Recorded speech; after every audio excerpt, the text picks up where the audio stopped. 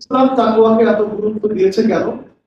গুরুত্ব দিয়েছে এজন্য যে মানুষ, এই মানুষটির মধ্যে তাকওয়া অর্জিত হবে, আল্লাহর ভয় অর্জিত হবে, আল্লাহর ভালোবাসা অর্জিত হবে, ওই ব্যক্তিটির দ্বারা কখনোই গুনার কাজ যেভাবে করা সম্ভব নয়।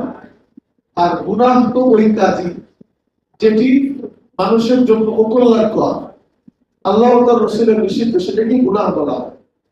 তো কাজেই কারোর মধ্যে যদি তাকওয়া অর্জিত হয়, ওই ব্যক্তি দ্বারা কখনো মানুষের অকল্যাণমূলক কোনো কাজ হতে পারে না, ওই মানুষটির দ্বারা দুর্নীতি হতে পারে না, ওই মানুষটির দ্বারা অপর মানুষের ক্ষতি, দেশের অকল্যাণ, এটাই কখনোই হতে পারে না।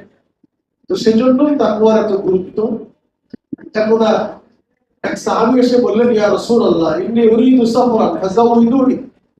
ইয়া রাসূলুল্লাহ, আমি সফরে বের হতে চাই, তো আমাকে কিছু আপনি পাথেয় যোগান দেন, পাথেয় দেন।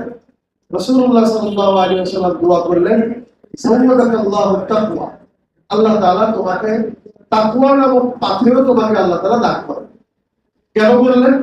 কারণ তাকওয়া যদি কারোর মধ্যে অর্জিত হয়, তাহলে সে দুনিয়ার সফরেও সে ক্ষতিগ্রস্ত হবে না, লাভবান হবে, এবং পরকালীন সফর, পরকালে গিয়েও সে কষ্টে পড়বে না, বিপদে পড়বে না। এ কারণেই, এ সমস্ত কারণেই তাকওয়ার এত গুরুত্ব।